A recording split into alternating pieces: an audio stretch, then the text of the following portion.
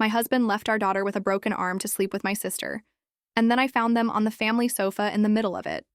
But a divorce is even more satisfying for me. I am a 40-year-old woman, and my husband, Ben, I don't know if I can even call him a man, is 42. We were married for 18 years since I was 22 and he was 24, and we have two beautiful children, a 14-year-old son and a 12-year-old daughter. My older sister, who is 43, has always had issues with me. As a child, I never understood why she seemed to hate me so much, and I don't understand the hatred since our parents always favored her, so it should have been the other way around. She also had to take everything I cared about. When I was 15, I discovered I had a real talent for basketball, and our coach said I was one of the most talented players he had seen in years. For the first time, I found something that was truly mine, something I excelled at, and that made me feel good about myself. 3 weeks after joining the team, my sister suddenly showed an interest in basketball too.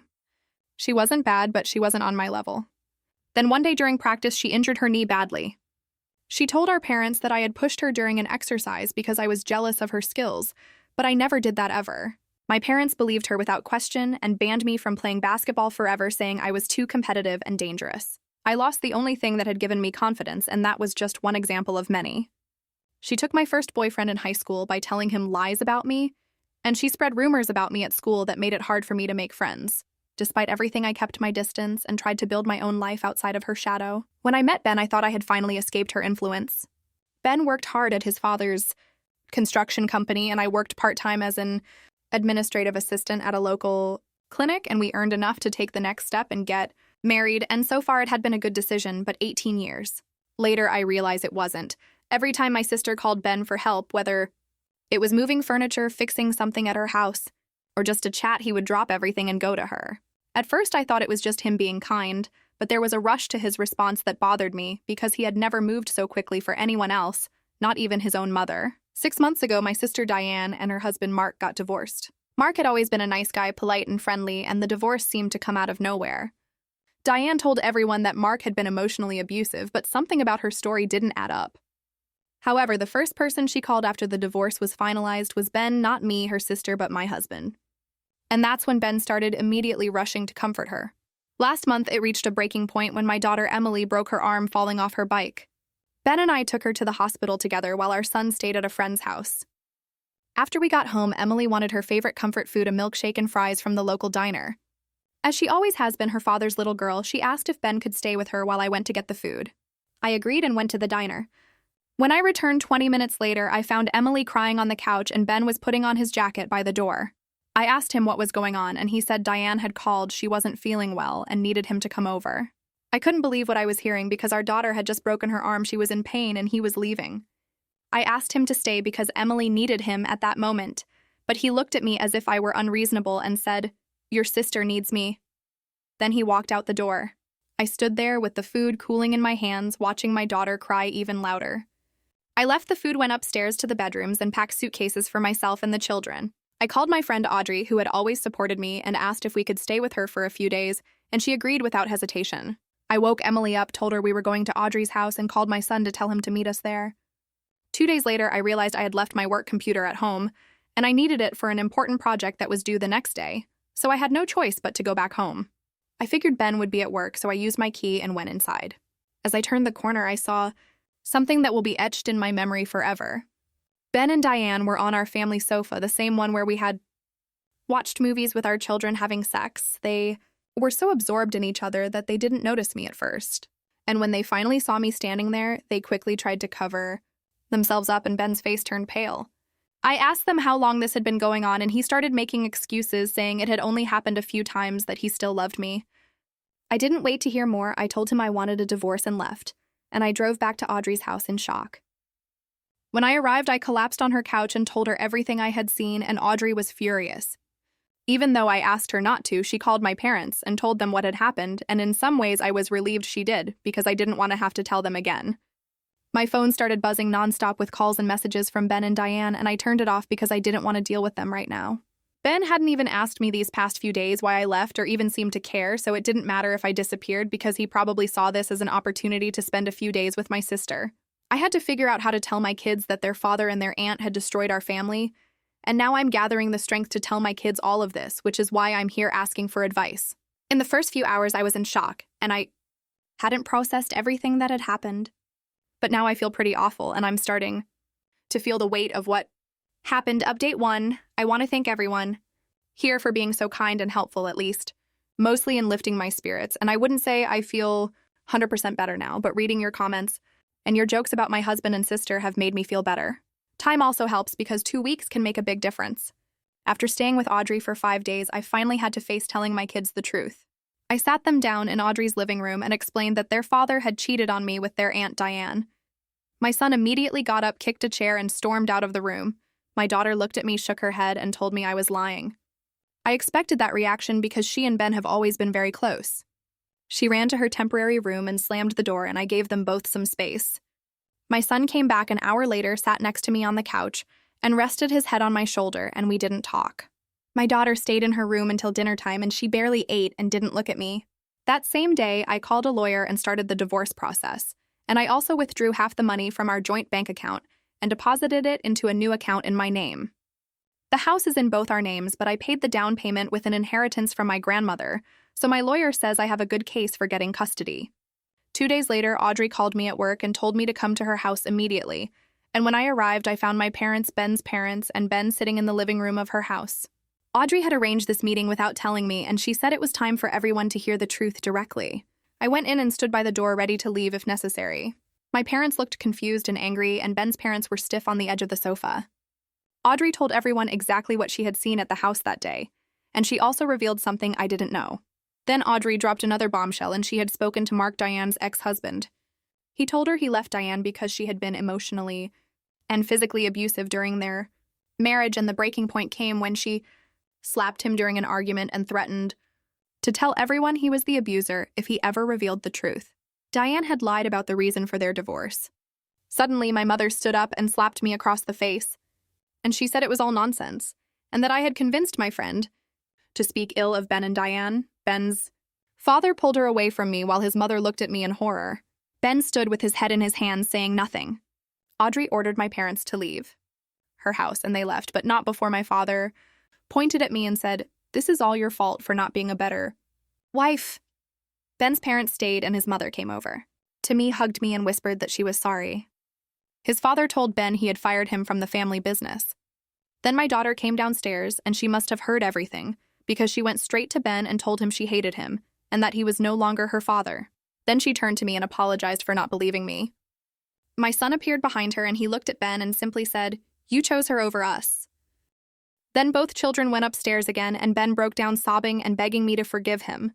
He swore he would break things off with Diane, that it had all been a mistake, that he still loved me and the children more than anything. I told him he had 2 days to get his things out of our house, or I would call the police. He said he had nowhere to go because his parents had told him he wasn't welcome at their house after what he had done, but we all told him that was his problem, not ours. 3 days later, the children and I moved back into our house. Ben had taken his clothes and personal belongings, but also a little more. I found his wedding ring on the kitchen table. Mark, Diane's ex-husband, contacted me after Audrey told him everything, and he suggested we meet for coffee. I agreed because I needed to understand more about what had happened. Mark was as kind as I remembered, but now there was a kind of sadness in his eyes. He told me that Diane had been abusive throughout their marriage, starting with small criticisms that escalated to complete control over his life. When he finally confronted her, she turned physically violent. He showed me a scar on his arm where she had thrown a glass at him, and he had photos of bruises and copies of threatening text messages she had sent him. He asked if I wanted to file a police report with him, and the idea of Diane facing consequences for her actions after so many years of getting away with hurting people appealed to me. We went to the police station together the next day. The officer who took our report seemed skeptical at first, especially when Mark shared his evidence.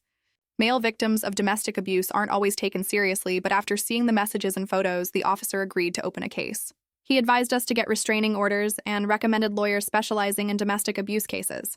My children were going through a difficult time. My daughter had episodes where she would stare blankly and not respond when I called her, and my son hardly spoke. Both refused to go to school. I arranged for them to see a counselor, but the earliest appointment was 2 weeks away. Ben kept calling and texting. He sent flowers, cards, and gifts for the kids. I didn't throw them away, but I don't care about them. I'll probably end up donating them if my kids don't want their gifts. One evening, someone knocked on the door, and I found Mark standing there with pizza and a board game. He said he thought the kids might need a distraction. They had always seen him as Uncle Mark when he was married to Diane.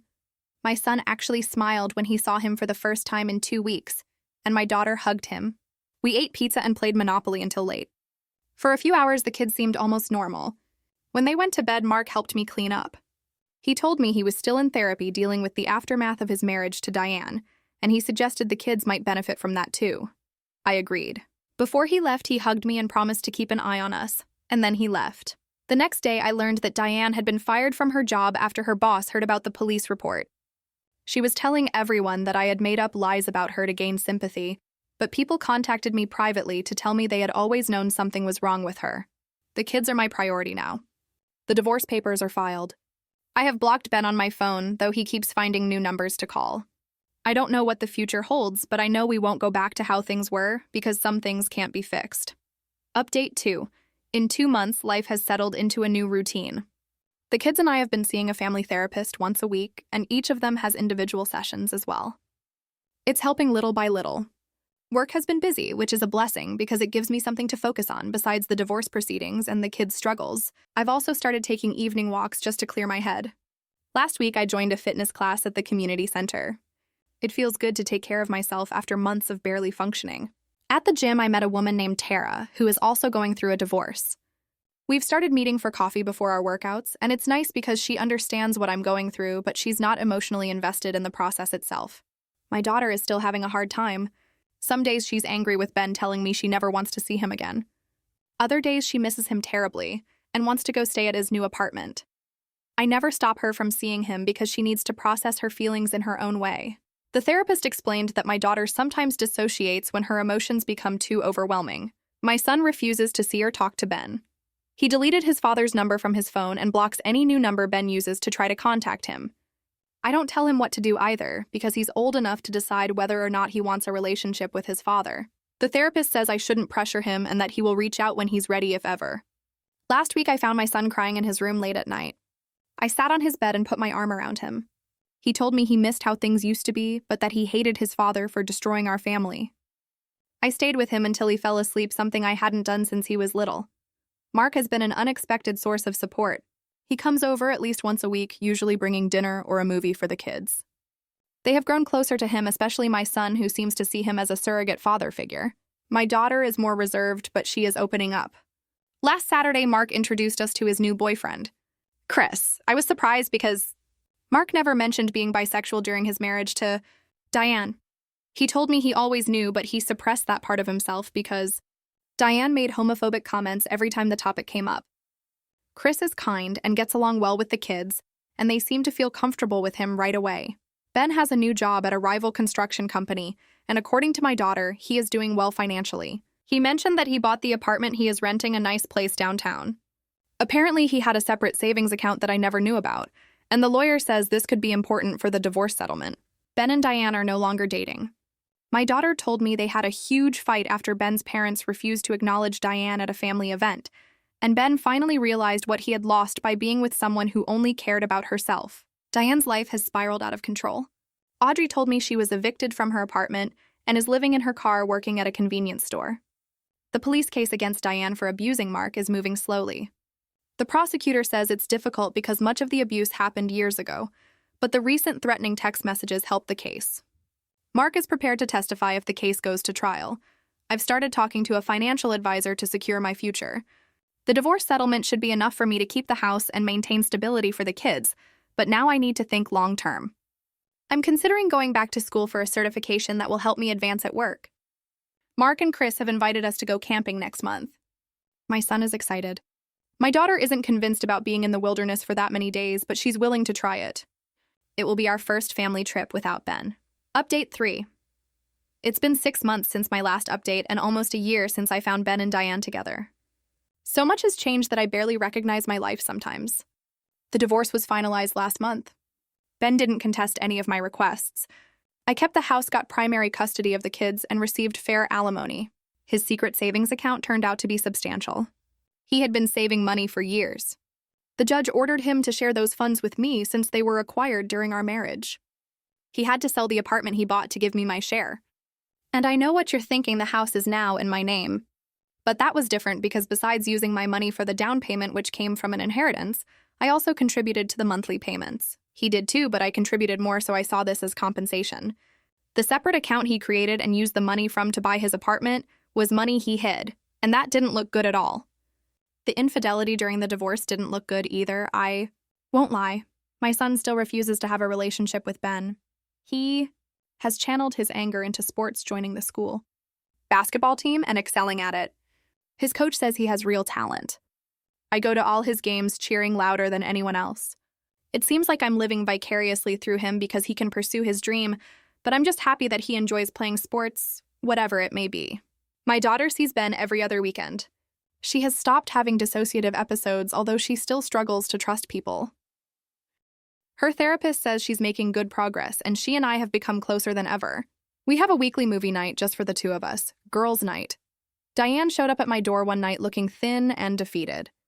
She wanted to stay in our guest room while she found a new job and saved up for an apartment. She also brought a letter, which I read later, apologizing for everything. The basketball incident when we were teenagers, stealing my boyfriend, the years of undermining me, and finally the affair with Ben. She wrote that she had always been jealous of me even though our parents favored her.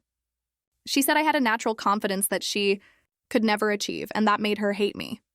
When she showed up at my door and handed me the letter, all I did was what any normal person would do in this case: laugh at her lack of shame and shut the door in her face.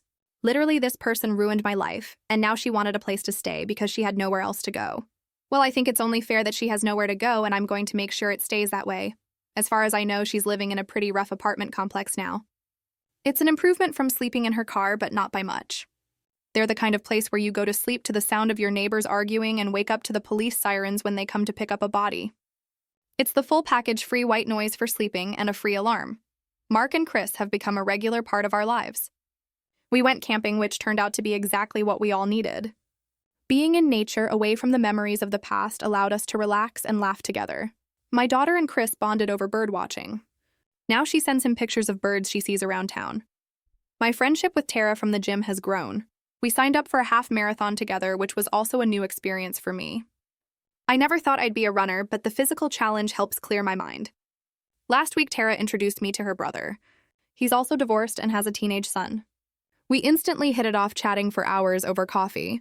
He invited me out for dinner next weekend. I said yes, then panicked. Am I ready to date again? My therapist says there's no timeline for moving on, but it still feels strange. I told the kids about dinner with Michael, wanting to be transparent. My son shrugged and said, "Whatever makes you happy, Mom." My daughter had more questions. How old is he? What does he do for a living? Are we going to meet him? I answered honestly, assuring them it was just dinner, not a new relationship. Ben found out somehow, probably through our daughter. He showed up unannounced, asking to talk.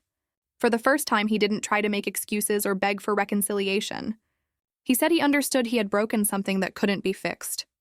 He just wanted me to know he was sorry, that he was truly remorseful, and that hurting me and the kids was the biggest regret of his life.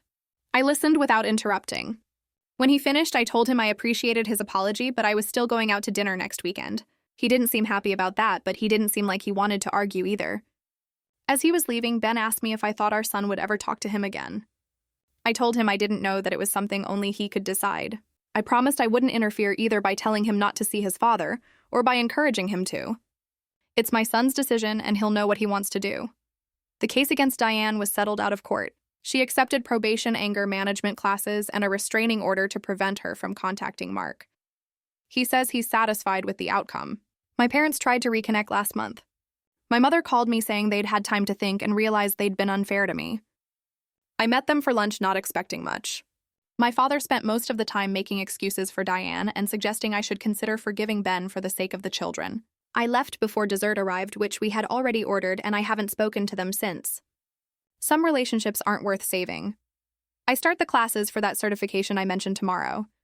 Next month, the kids and I are going on a beach vacation, our first real family trip since everything happened. Update 4. It's been almost 2 years since I last wrote here, but the other night I was thinking about this, and when I logged in, I saw some messages asking for an update. So here are some snippets of my life. My kids are doing well. My son still doesn't talk to his father, and at this point, I don't know if he ever will. He's so busy with his life, school friends, and basketball that he says he doesn't have time for his unfaithful father. He started dating a girl recently, and that keeps him busy too. You know how teenagers are. We were once teenagers ourselves. He's also busy because there's a real Possibility he'll get a scholarship to play basketball in college, which will help pay for his education, and my daughter has also stopped talking to her father all after he started pressuring her to get her brother to talk to him again. She finally got fed up and told him she gave him a chance by keeping him in her life, but he still wasted it. She still has some time to think about college, but we're already looking into scholarships and financial aid besides everything we can save for her. My relationship with Michael has gone quite well, and the kids have obviously gotten to know him. Even Mark and his boyfriend are still part of the family when they come over for dinner, or we have a dinner night at their place where they live together. My relationship with my parents is non-existent. We haven't spoken since the last time, nor have I missed them. There hasn't been a single day when I thought I missed them. The most I've done is think about them and say, it doesn't feel so bad. My sister still lives in the same place, or at least that's what I know. As you can probably tell by now, there's no relationship with her, nor do I plan to have one. Ben was fired from his old job a few months ago, around the same time he stopped talking to our daughter. After that, I stopped getting any information about him because the only person who could tell me anything was my daughter. All I know is that he moved away because between his family and our children, there weren't many people supporting him. The reason for his dismissal had to do with how he handled company resources. Apparently, he was increasing orders to sell off the surplus, but it could just be a typical case of gossip blown out of proportion, and I have no interest or way of verifying it. Although anything is possible when it comes to someone who was having an affair with his wife's sister. That's all. Nothing much has changed, and life is just moving along as usual.